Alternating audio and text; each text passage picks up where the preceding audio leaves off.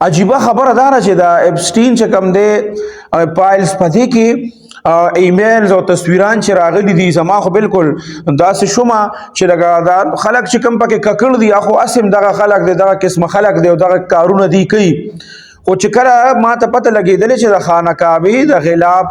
ټوکړه چې کوم ده نو د هغې په باره کې ایمیلز او د هغې تصویران او دام په دې کې روتې دي په دې فایلز کې نو زما دا ذهن چې کوم دی ډېر زیات دغه شوی دی او زه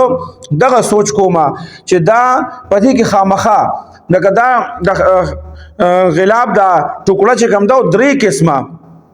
یو د دن غلاف چې کوم ده د دن طرفو د هغې ټوکړه ده یو د بهر چې کوم دی د هغې ټوکړه ده او یو داسې ده چې هغه استعمال شوی هم نه ده د هغې ټوکړه ده نو زما ذهن خو مکمل کار پرېښوده چې دا به لکه چا کړي دا زموږ دی مسلمانانو کړی د چا په لاس کې چې د خانه کعبې چابیانې دي یا د چا څوک مشران دي د هغې بادشاهان دي یا د دوبۍ پکې څوک ککړ دي د هغې په دغه باندې شوي دا ټول نو دا لکه زموږ چې څونه محترم ځایونه هغه په داسې چې د هغې نوم څوک اخلي او د هغې په باره کې څوک خبره کوي نو خلکو ته هغه هم بدي ښکاري چې د دې په باره کې خبرې مه کوه په هغې کې خو داسې کارونه شوي دي او د داسې ماشومان او یتیمانانې ماشومانانې د هغې زندګو سره پکې داسې لوبې شوي دي وایي چې د دې نوم هم ماخله او په هغې کې د خانه کعبې د ټوکړې چې کوم دی هغه فایلونه پکې هم روتي دي نو زمونږ د مسلمانانو لپاره او دا دغه خلکو د اقچا چې کړي ده نو دا خو د مسلمانانو له رانیول غواړي که دا اوس ژوندي دا رانیول غواړي چې دا څوک پکې ککړ دي او باقاعده مسلمانانو ملکونو نه یو ځای کېدل پکار دي دا څومره لکه د شرم کار دی کړی دی څومره د شرم ځای ته چې دا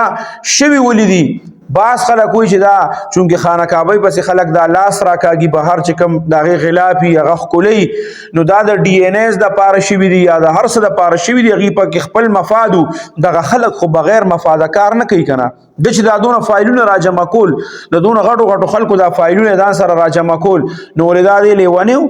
د ده پکې خپل مقصد وکړه دا دونه چې یو سړی د میتس ټیچري او هغه دومره مالدار شي چې هغه ځان نه جزیره واخلي دا کم چې دا فایلونو دا نومونه دي د ده خو اصل کې غالبا چې جیمز که څه نومو او بیا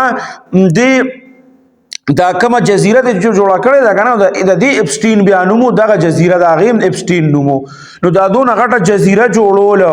او دا دونه غټ دونه مال پیدا کول او دونه مالدار د دنیا مالدار ترین مایکروسافټ دا چا چې جوړ کړی دی نو دا ولې دا هغه ټایم سره دی د ټولو نه مالدار ترین انسانو دا په خپل جال کې راوستل ولې دا وړه خبره ده نو دا د خامخا د خانه کعبې دا غلاف دا ټوکړه د هر مقصد دپاره چې حاصله کړې ده خو دا چونکې د الله کور دی د دې حفاظت الله کوي نو زمونږ انشاءالله چې هغه پکې کم مقصد و د کم مقصد دپاره کړي هغه به انشاءالله په دغه کې نی کامیاب شوي که دی بادشاهانو خپله وکړه که د دوبۍ کم دغه دی هغې وکړه هر چا چې وله دا ټوکړه رسولې ده او رسېدلې ده هلته خو هغې خپله وکړه خو انشاءالله په هغه خپلو کم چې د هغې عزایمو او کم هر څه د هغې پکې مقصد و هغې کې به الله دیني کامیاب کړی